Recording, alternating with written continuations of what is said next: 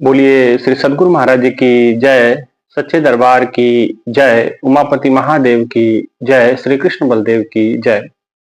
प्रिय सत्संग प्रेमियों, गुरु भक्तों, गुरु भाइयों, गुरु बहनों, भगवत श्रद्धालु जनों, आप सभी का एक बार फिर इस सत्संग सभा में आपका हार्दिक स्वागत है, अभिनंदन है। प्रभु की कृपा है कि आप हम सब नियमित प्रभु की इन सत्संग विचारों के द्वारा हम लाभान्वित होते हैं, अपने जीवन को सफल, सार्थक और धन्य कर रहे हैं।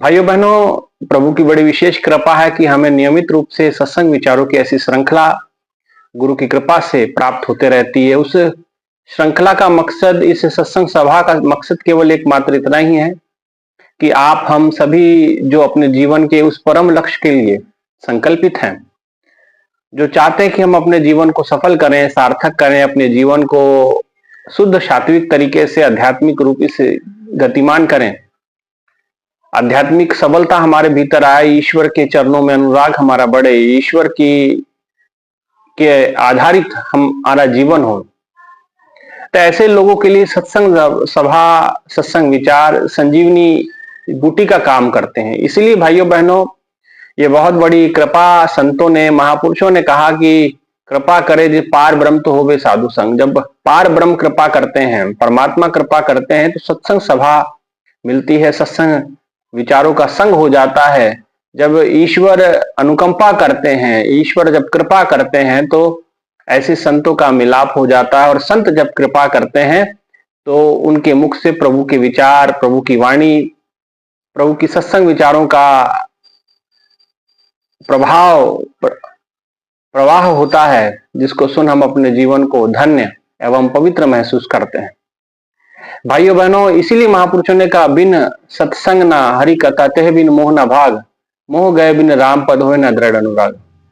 कि जब तक सत्संग नहीं होगा, और यहाँ भी एक बार और संतों ने कहा कि जो राम कथा के रसिक हैं, गोस्वामी जी कहते हैं कि राम कथा के ते अधिकारी जिन्हें सत्संग अति प्यारी, कि जिसको सत्संग से बहुत ज्यादा प्रेम है, प्रभु की कथा के अधिकारी भी वही हैं। इसलिए सत्संग नहीं मिस करना है, सत्संग जरूर सुनना है और सत्संग विचारों पे मंथन करना है, चिंतन करना है, उनको अपने जीवन पे हम लागू कैसे करें, हम अपने जीवन में उन सत्संग विचारों को कैसे स्थान दें, इस पे जरूर हमें चिंतन हमेशा करते रहना चाहिए। हमेशा सत्संग विचारों को बड़े बारीकी से सुने, और केवल सुने ना, उसका रस ग्रहण करें, उसको हम पिए, उसको हम अपने जीवन में इस प्रकार से स्थान दें कि मानो कि उससे बढ़कर कुछ है नहीं, है ना।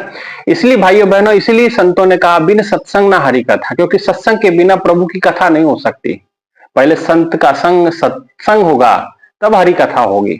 हरि कथा का मतलब हरि की विवेचना, हरि की चर्चा, हरि की महिमा, तभी आप गा पाएंगे। पहले सत्संग होगा। आज हम इस सत्संग शब्द पे थोड़ा विचार कर लेते हैं थोड़ी देर। अब सत्संग क्या है? दो शब्दों का मेल है, सत्य जमा संग, सत्य योग संग। और सत्य प्लस संग का मतलब हो गया सत्संग, माने सत्य का संग। अब सत्य क्या है? सत्य तू, सत्य तू, सत्य तू विठला, कि परमात्मा सत्य में, ईश्वर सत्यम जगत मिथ्या, आदि गुरु शंकराचार्य जी कहते हैं।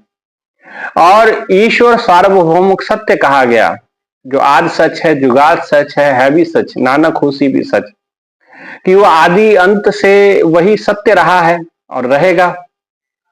तो केवल ईश्वर सत्यम जगत मिथ्या, तो संसार में जो कुछ भी दिखता है वो मिथ्या है, झूठा है, जो बदलने वाला। जैसे आप ही अपने आप को देखते हैं, एक समय था आप बालक रूप में थे, आप बड़े हो गए, युवा हो गए, बूढ़े हो जाएंगे।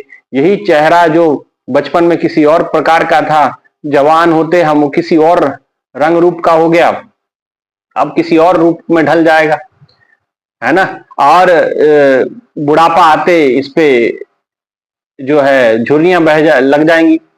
तो यही चेहरा, यही शरीर, आप अपने शरीर का अवलोकन कीजिए कि पता चलेगा कि देखिए बचपन में किस प्रकार से थे, तो ये बदल रहा है, और एक कुछ समय के बाद ये नहीं भी रहेगा।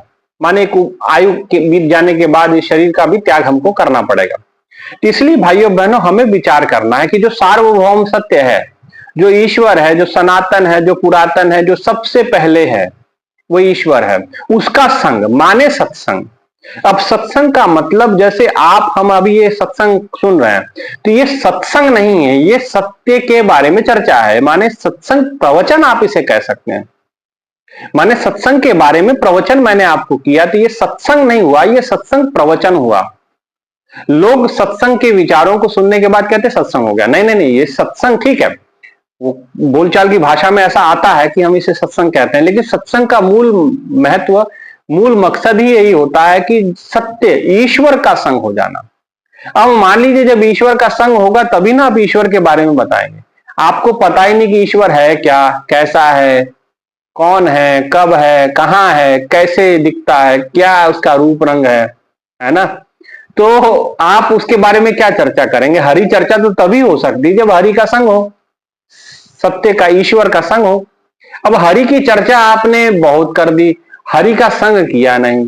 परमात्मा की चर्चा आपने बहुत करते हैं, लेकिन परमात्मा का संग नहीं किया। तो ये चर्चा ऐसे है जैसे कथनी बिन करनी इति जो शशि बिन रजनी, साहस बिन सूरमा बिन भूषण सजनी। सूरदास जी कहते हैं कथनी बिन करनी इति जो शशि बिन रजनी, कि कथनी कुछ और है, करनी कुछ और है ना। क्यों? क्योंकि सत्य का संग नहीं हुआ, हरि का संग नहीं हुआ, तो हरि के विषय में बताएंगे क्या? इसीलिए तो गोस्वामी जी कह रहे बिन सत्संग ना हरि कथा, कि जब तक सत्संग नहीं होगा, जब तक प्रभु का संग नहीं होगा, ईश्वर का संग नहीं होगा, तब तक आप उसके बारे में व्याख्या नहीं कर सकते, उसकी चर्चा नहीं कर सकते। मान लीजिए इसको इस तरीके से समझिए, जैसे आपने मुझे देखा नहीं, आप मेरे साथ मिल लिए, मेरे से बात कर लिए, मेरे को देख लिया, मेरे पास आधा घंटा बैठे, तो आप कहीं भी जाके मेरे विषय में चर्चा कर सकते हैं कि स्वामी जी इस प्रकार के थे, इस प्रकार की भाषा थी उनकी, इस प्रकार की बोली उनकी थी। तो ये चर्चा आप कर सकते हैं, लेकिन कब? जब आपने मेरा साथ कर लिया, संग कर लिया। संग का मतलब होता है मिलन, मिलन का अर्थात आपका हमारा आमना सामना हो गया, रूबरू हो गया, साक्षात्कार हो गया, है ना। तो जब आपका मेरा साक्षात्कार हो गया, आमने सामने रूबरू हो गए, तो आप मेरे विषय में चर्चा कर सकते हैं। भले मैंने आपसे कोई बात ना भी की हो, तब भी आप मेरे बारे में बता सकते हैं कि भाई स्वामी जी लंबे थे, मोटे थे, चौड़े थे, किस प्रकार से, आप उसकी व्याख्या कर सकते हैं। लेकिन आपने मुझे देखा ही नहीं, आपने मुझे सुना ही नहीं, आपने मेरे से कभी कोई कोई मेल जोल ही नहीं है, कभी मिले ही नहीं जिंदगी भर, कल्पना में भी मेरे से मिलाप नहीं हुआ, तो आप मेरे विषय में क्या चर्चा करेंगे? मेरे विषय में कुछ बता नहीं सकते। मेरे विषय में आप तभी आप बता पाएंगे जब आप मुझसे मिलेंगे। दो तरीके से बातें होती हैं, या तो कहीं से सुन करके आए हैं तब आप चर्चा करेंगे कि वो लोगों ने बताया कि ऐसे ऐसे हैं, जैसे अक्सर होता है ना कि लोग कहते हैं कि वो ऐसे हैं, वो ऐसे हैं, तो किसी की सुनी सुनाई बातें आप करते हैं, तो उसे तो सत्संग नहीं कहा जा सकता ना। ईश्वर की सुनी हुई बातें आप किसी और को सुनाते हैं तो ये सत्संग नहीं होगा। इसलिए कहा पहले सत्संग का मतलब पहले मिल जाए हम, बिन सत्संग ना हरि कथा। और जब तक मिले नहीं तब तक आपका, जब तक आपका ईश्वर से संग नहीं हुआ, तो सुनी सुनाई बातें आप जब करते हैं तो वो उसे प्रभु की चर्चा नहीं कहा गया। प्रभु की महिमा नहीं, ठीक है उसका पुण्य मिल सकता है, लेकिन जब तक आपका संग नहीं हुआ, ईश्वर सत्यम जगत मिथ्या, जब तक उस सनातन सत्य के साथ आप जुड़ नहीं गए, एकाकार नहीं हो गए, मिल नहीं गए, तो उसके बारे में आप बताएंगे क्या? आप नहीं बता सकते। जैसे आप कहीं जाते हैं, मान लीजिए आप तीर्थ यात्रा पे गए, मान लीजिए आप जगन्नाथपुरी गए, आजकल चर्चा का विषय बना है खजाने का दरवाजा खुला कहते हैं, है ना।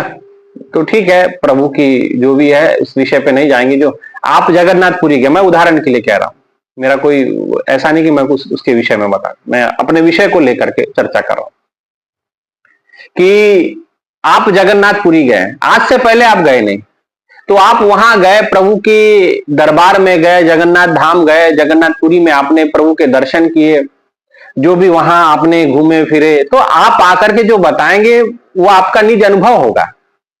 लेकिन आप कभी जगन्नाथ धाम जी गए नहीं है, जगन्नाथ जी के दर्शन आपने किए नहीं है, कभी पूरी धाम आप पहुंचे नहीं है, कहां से जाना है, किधर से जाना है, क्या रास्ता है, कुछ अनुभव आपको है नहीं, उसके बारे में जानकारी आपको कुछ नहीं है, क्योंकि आप कभी गए, तो आप क्या बताएंगे?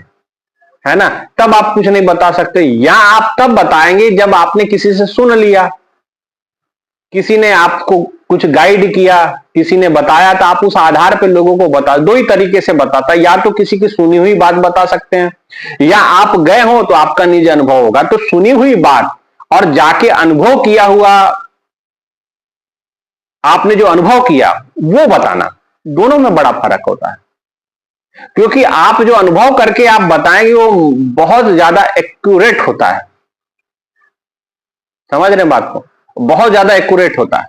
और केवल सुनी सुनाई बातें जो आप कहते हैं तो वो एक्यूरेट नहीं, उसमें एरर हो सकता है, उसमें प्रॉब्लम हो सकती है, समझने का फेर हो सकता है, समझ समझ का फेर हो सकता है। तो इसलिए महापुरुषों ने कहा सुनी की बात नहीं, देखा देखी की बात, दूल्हा मिला दुल्हन से तो फीकी भई बारात।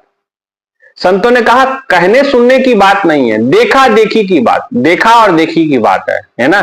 मैं यही कह रहा हूं, सत्संग का मतलब कहना और सुनना नहीं है, सत्संग का मतलब मिल जाना। कहा सुनी की बात नहीं, देखा देखी की बात, देखने का विषय है।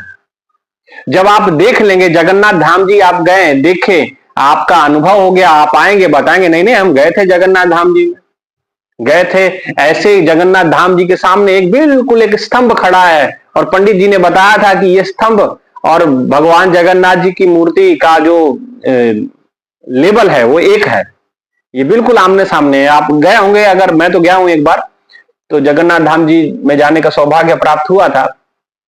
मैं गया हूं, मेरे साथ गुरु भाई भी थे मेरे, तो वहां मैंने जो भी मेरा अनुभव था मैंने बताया आपकी वजह से। एक पिलर खड़ा है, पिलर के सामने बिल्कुल जगन्नाथ धाम जी का जो माता भगवान की मूर्ति है वो बिल्कुल उनके लेवल में है, ऐसा पंडित जी ने बताया था। क्योंकि उसके सामने बहुत कुछ बना हुआ है और अंदर जाते हैं इस प्रकार से जाते हैं, फिर वो खिचड़ी मिलती है ना, प्रसाद चढ़ाया जाता है, और वो आप जाके वहां देख सकते हैं। मैं गया हूं, अब मैं जो बता रहा हूं मेरा अनुभव है ना।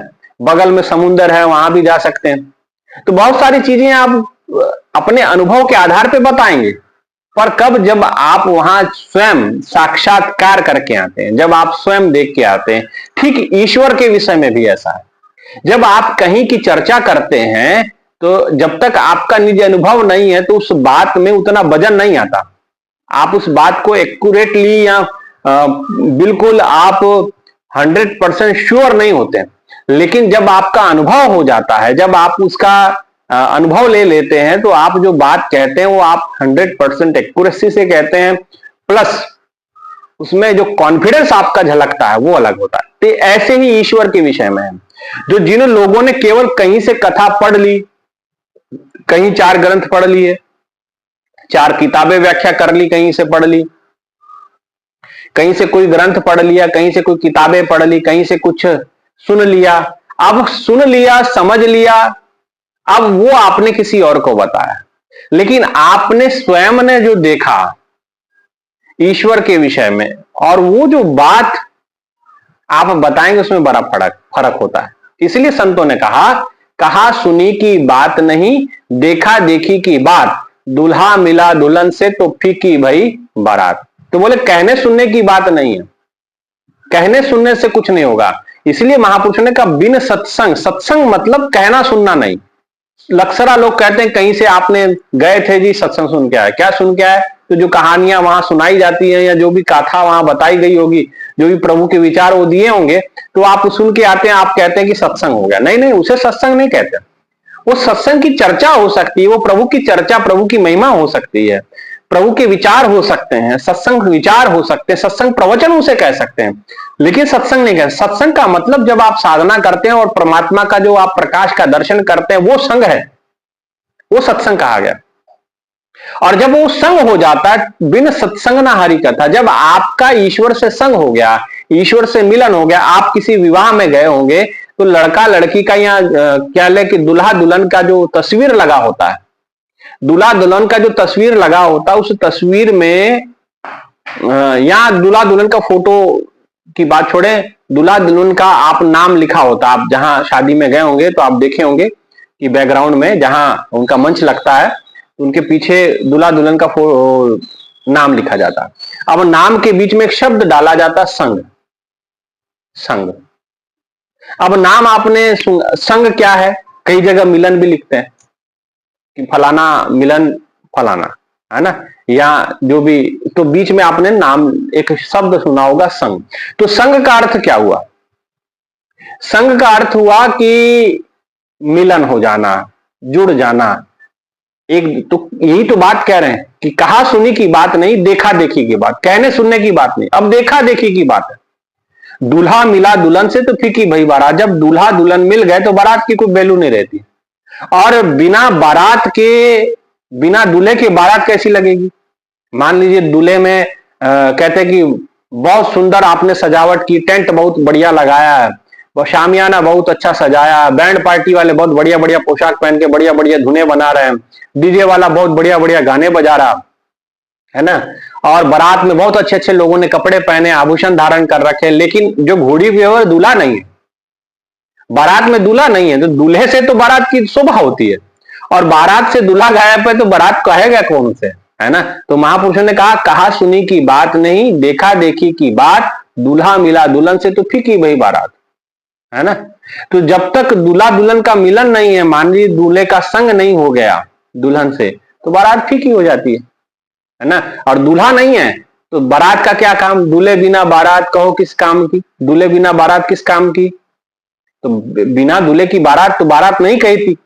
इसी प्रकार प्रभु की चर्चा आप करते हैं, हरि कथा आप करते हैं, हरि का दर्शन नहीं है, दूल्हा ही गायब कर दिया अपने बारात में से, तो आप उसके बारे में क्या बता रहे हैं? आप सिर्फ उसके बारे में सुनी सुनाई बातें कह रहे हैं, आप सुनी सुनाई चर्चा कर रहे हैं, आप सुनी सुनाई व्याख्या कर रहे हैं, कहीं से पढ़ के आए, कहीं से सुन के आए, और कहीं से आप कोई चर्चा सुन करके आते हैं, कहीं कथा करके आते हैं, तो आप कहते हैं कि भाई प्रभु की कथा हो गई, प्रभु की चर्चा हो गई, प्रभु की महिमा हो गई। ऐसा नहीं। प्रभु की महिमा का मतलब पहले प्रभु का दर्शन, तब आप उसके बारे में गा सकते हैं। इसीलिए पहले प्रभु के दर्शन है, और फिर उसकी व्याख्या आप कर सकते हैं, फिर उसकी चर्चा आप कर सकते हैं, फिर उसके बारे में बता सकते हैं। इसीलिए कहा बिन सत्संग ना हरि कथा। हरि कथा माने हरि की चर्चा आप तभी करेंगे, जैसे मेरी चर्चा तभी आप कर सकते हैं जब आपसे मेरे से मुलाकात हुई है, मेरा साक्षात्कार हुआ, मेरे साथ बैठे हैं, उठे हैं, बात किए। तो ऐसी प्रभु के विषय में आपने कहीं से पढ़ा सुना तो वो उतना एक्यूरेट नहीं है, वो आपका निज अनुभव नहीं है,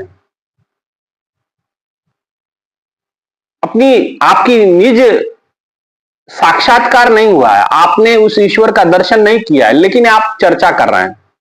तो आपने कहीं से सुना, कहीं से पढ़ा, तो आपने चर्चा, तो कहा सुनी की बात नहीं, देखा देखी की बात। पहले देखें। सत्संग का मतलब सत्य के साथ संग, माने प्रभु को देख लें, प्रभु से मिल जाएं, प्रभु से दर्शन कर लें, प्रभु की साक्षात्कार कर लें, तब आप उसके विषय में जो बात कहेंगे बड़ी एक्यूरेट। इसीलिए महापुरुषों ने कहा कि पहले सत्संग, और सत्संग जब हो जाएगा माने प्रभु से मिलन जब हो जाएगा, कहते बिन सत्संग ना हरि कथा, और फिर उसकी चर्चा आप, फिर कथा आप उसकी बताएंगे। नहीं तो आप कथा कह नहीं सकते। अब आप कहोगे कि स्वामी जी आप कैसी बात करते, इतने बड़े बड़े कथावाचक बैठे हैं, ठीक है, बहुत अच्छे अच्छे कथावाचक हैं, हमें पता है, ठीक है, उनका अनुभव है, नहीं है, मैं उस विषय पर चर्चा नहीं करूंगा। मैं तो जो शास्त्र सम्मत बात है, वो ग्रंथ सम्मत बात है, वो मैं कह रहा हूं, जो गुरु महाराज की कृपा से हमने सीखी। क्योंकि कथावाचक बहुत हैं, वाचक हैं, बाचते हैं, कहीं से पढ़ा सुना बता दिया, कहीं से कोई व्याख्या सुनी आपको बता दी, लेकिन निज अनुभव तो नहीं है। तो वो कथा का इतना इंपैक्ट नहीं पड़ता, इतना लाभ नहीं हो पाता। क्यों? क्योंकि आगे गोस्वामी जी ने लिखा बिन सत्संग ना हरि कथा, और बिन सत्संग ना हरि कथा तेह बिन मोहना भाग। तो कहते हैं कि हरि कथा से मोह भाग जाता है। लेकिन आपने प्रभु की कितनी महिमा सुनी होगी, कितने बार कथा सुनी होगी, कितनी बार प्रभु की महिमा या हरि कथा, प्रभु की चर्चा, भागवत चर्चा, भगवत कथा, राम कथा, देवी भागवत महापुराण की कथा, शिव पुराण की कथा, आपने कौन भगवान की कथा जो सुनी नहीं है मेरे को बताओ। तो क्या आपका मोह भंग हुआ? मोह भंग कैसे होगा? क्योंकि प्रैक्टिकल नहीं हुआ, प्रभु के साथ साक्षात्कार नहीं हुआ। इसीलिए महापुरुषों ने कहा, क्यों ऐसा होता है? अक्सर लोग ये बात कहते हैं कि भाई कहीं सभा में जाते हैं तो बड़ी अच्छी अच्छी बातें हम सुनते हैं, मन करता है कि भाई यहीं रह जाएं, लेकिन जैसे बाहर निकलते हैं तो हमारा फिर जो दिक्कत थी वही की वहीं खड़ी है। ये बात हुई ना, कैसे हुआ ये? क्यों? क्योंकि आपका अनुभव नहीं था। आप जब अनुभव कर लेंगे तो कहते कि सत्संग बिना हरि कथा और तेह बिन मोह न भाग, इसलिए आपका मोह नहीं जाता। मोह क्यों नहीं जाता? क्योंकि अभी साक्षात्कार नहीं हुआ, केवल अभी चर्चा हुई है। कभी केवल आपने अभी चर्चा सुनी है या की है ना? तो कहते बिन सत्संग न हरि कथा, जब तक देखेंगे नहीं प्रभु के बारे में बताएंगे क्या? और जब तक आप प्रभु के बारे में तब बताएंगे जब संग हो जाएगा। और जब संग किसी का हो गया, परमात्मा का हो गया, ईश्वर का संग हो गया, और तब आप जब बताएंगे तो उससे क्या होगा? तेह बिन मोह ना भाग, तब आपका मोह भी भाग सकता है। कब? जब आप एक्यूरेट बात बताएंगे, जब प्रभु का साक्षात्कार होगा तभी ना मोह भंग होगा। कि केवल चर्चा करने से मोह भंग हो जाएगा। अक्सर लोग कहते हैं ना मोह हमारा जाता नहीं। क्यों जाएगा? कैसे जाएगा? क्योंकि जिस चीज से मोह जाता है वो तो किया नहीं, संग तो किया नहीं, प्रभु का दर्शन तो किया नहीं, केवल चर्चा की। ते बिन मोह ना भाग। और कहते मोह गए बिन राम पद, और जब तक मोह जाता नहीं, मोह गए बिन राम पद होए ना दृढ़ अनुराग। प्रभु के चरणों में अनुराग कैसे होगा? जब तक मोह नहीं गया। और मोह कैसे जाएगा? प्रभु की चर्चा से जाएगा, प्रभु की कथा से जाएगा। और प्रभु की कथा कैसे होगी? जब तक सत्संग नहीं होगा। तो सब चीजें एक दूसरे से जुड़ी हुई ना। इसलिए भाइयों बहनों, हमें सोचना है, हमें समझना है, सत्संग केवल प्रवचनों का आदान प्रदान नहीं होता। सत्संग का मतलब होता है साक्षात्कार, दर्शन, सत्य का संग। इसलिए महापुरुषों ने कहा जाने बिना, गोस्वामी जी कहें एक बात, जाने बिना होए प्रतीति, बिना जाने प्रतीति नहीं होती, बिन प्रतीति नहीं होए प्रीति। और जब तक जाना नहीं, देखा नहीं, तो प्रत्यक्ष नहीं हुए तो प्रीति कैसे होगी? प्रेम कैसे होगा? बिन प्रतीति नहीं हुए प्रीति, और बिन प्रीति नहीं। अब जाने बिना, पहले इसी को समझ लें कि जब तक जानेंगे नहीं तो प्रतीति नहीं, माने प्रत्यक्ष नहीं हो सकता। अक्सर आप ईश्वर के संदर्भ में ये बात सभी लोग कहते हैं कि हम ईश्वर को मानते हैं, चाहे किसी भी भगवान को मानते हो, हमें कोई इससे नहीं मानते हैं। तो मानना कहां आता है? माना वहां जाता है जहां आपका रिश्ता कच्चा होता है, पक्का नहीं होता। कहते हैं ना हम इसको भाई मानते हैं, बहन मानते हैं, बेटी मानते हैं। मानने का मतलब जो सगा है उसको थोड़ी कहते हैं मानते हैं, भाई है वो। तो जहां आप मानना शब्द लगा देते हैं, इसका मतलब रिश्ता कच्चा या सौतेला है। तो अब वो पक्का कैसे होता है? रिश्ता पक्का कैसे होता है? जैसे पत्नी आपके जीवन में थी नहीं, किसी और घर में थी, आप किसी और घर के पुत्र रहे, वो किसी और घर की पत्नी पुत्री रही, लेकिन संग कैसे हुआ? एक, और जब आपका संग हो गया, किसी के द्वारा आपको मिलाया गया, और एक अनुष्ठान के द्वारा, जिसको विवाह समारोह कहते हैं या विवाह संस्कार कहते हैं, उसके द्वारा आपने उसको धारण कर लिया, तो आपकी वो बन गई धर्म पत्नी। माने थी नहीं, पहले धारण किया। तो ईश्वर के संदर्भ में भी ऐसा ही है। ईश्वर आपके पास, यूं तो हरि व्यापक सर्वत्र समाना आपके भीतर है, लेकिन ना था मुझसे दूर, ना मैं उससे दूर था, नजर नहीं आता, नजर का कसूर था, है आपके साथ, लेकिन आपने धारण नहीं कर रखा। तो धारण कौन करवाता? सदगुरु करवाता। इसलिए कहा जाने बिना होए प्रतीति, पहले जाने, पहले उसका दर्शन। गुरु क्या करता है? वो जना देता है। जाने बिना होए प्रतीति, बिन प्रतीति न होए प्रीति, बिन प्रीति नहीं भक्ति दृढ़ाई। अब पहले जान लिया तो प्रत्यक्ष हो गए, अब प्रत्यक्ष हो गया तो प्रेम हो गया। जैसे क्या होता है, कोई लड़की को आप कहें कि अपने पति से प्रेम करें, तो कैसे करेगी? पहले विवाह तो हो, प्रेम तो हो, या ना भी विवाह हो, कम से कम आमना सामना तो हो, पता तो चले कि ये मेरा पति है, इससे मैं प्रेम कर सकती हूं, या मेरा होने वाला पति है। जब तक आमना सामना हो गया, साक्षात्कार हो गया, मिल लिए, रूबरू हो गए, तो कहते कि बिन प्रतीति न होए प्रीति। जब तक साक्षात्कार सामने आमने नहीं हुए, प्रीति नहीं होगी, प्रेम नहीं होगा। और यही संदर्भ भक्ति के विषय में, भगवान को देखा नहीं तो उसका प्रत्यक्ष नहीं हुआ, तो भगवान से प्रेम भी नहीं हो सकता। अब बिना प्रतीति नहीं भक्ति, बिन प्रतीति नहीं होए प्रीति, और बिन प्रीति नहीं भक्ति दृढ़ाई। और इसीलिए आपकी भक्ति में इतनी दृढ़ता नहीं रहती, क्योंकि प्रीति नहीं है। और प्रीति इसलिए नहीं क्योंकि साक्षात्कार नहीं है, भगवान का दर्शन नहीं है, उसका अनुभव नहीं है ना। बिन प्रीति नहीं होए प्रीति, और बिन प्रीति नहीं भक्ति दृढ़ाई, जो खगपति जल की चिकनाई। तो आपकी हालत कैसी हो जाती? बिना जाने, बिन देखे, बिन अर्श स्पर्श के नाम लिए क्या होए, धन धन कहे जो धनी हुए तो निर्धन रहे ना कोई। धन धन धन धन जपने से आपकी निर्धनता नहीं जाएगी। धन आपके पास होगा, आपका आपकी जेब में होगा तो आपकी निर्धनता दूर हो जाएगी। लेकिन धन धन जपने से या बिन देखे बिन अर्श स्पर्श के, बिना देखे के या अर्श स्पर्श करने से आपकी गरीबी दूर होने वाली नहीं। वो कहते हैं जो खगपति जल की चिकनाई। तो गोस्वामी जी कहते हैं कि फिर आपकी हालत कैसी होगी अगर आपने देखा नहीं तो प्रत्यक्ष नहीं हुए, और प्रत्यक्ष नहीं हुए तो प्रीति नहीं हुई, माने प्रेम नहीं हुआ, और बिना प्रेम की भक्ति आपकी कैसी, जो दृढ़पति खगपति जल की चिकनाई। जैसे पानी और तेल, पानी में तेल मिलाए या तेल में पानी मिलाएं और हिलाएं, तो जब तक वो घूमता रहेगा तो लगेगा कि भैया पानी और तेल एक हो गया। जब आपका तेल और पानी मिलाना बंद कर देंगे, घुमाना बंद कर देंगे, तेल पानी स्थिर हो गया, तो पानी अलग हो जाता, तेल अलग हो जाता। तो ऐसे ही आपकी भक्ति है, पानी और तेल का संयोजन है, वो मिल नहीं रहा।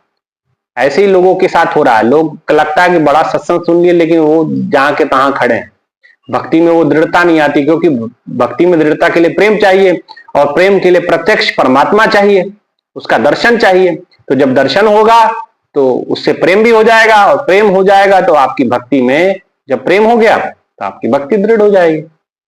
और नहीं है तो जो खगपति जल की चिकनाई, नहीं तो जल और चिकनाई में कोई आपस में मेल जोल नहीं है। इसीलिए भाइयों बहनों, पहले आपको प्रत्यक्ष दर्शन करना है, और फिर वो आपको श्लोक आपको सिद्ध हो जाएगा कि जाने बिना होए प्रतीति, या आपको बिल्कुल वो प्रैक्टिकल इसका हो जाएगा, है ना। इसलिए महापुरुषों ने कहा बिन सत्संग ना हरि कथा, तेह बिन मोह ना भाग। तभी आपका मोह जाएगा, तो मोह जाने वाला नहीं, है ना। तेह बिन मोह ना भाग, मोह गए बिन राम पद होए ना दृढ़ अनुराग।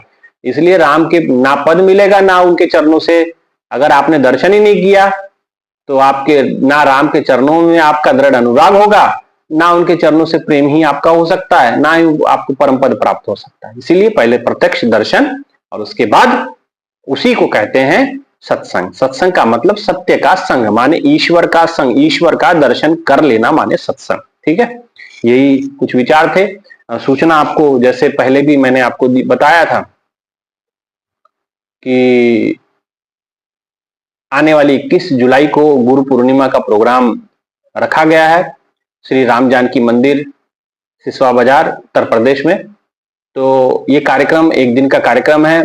गुरु महाराज जी की आरती होगी, सुबह 8:30 बजे का समय हमने रखा है, और उसके बाद 9, 9:30 बजे से गुरु महाराज जी के प्रेरणा से प्रवचनों का कार्यक्रम रखा गया है, और 12 बजे के बाद भंडारे का आयोजन भी किया गया है। स्थान है श्री राम जानकी मंदिर, सिसवा बाजार, और आप जिला महाराजगंज। तो आप आसपास हैं तो बिल्कुल इस कार्यक्रम में आप लाभ उसका ले सकते हैं।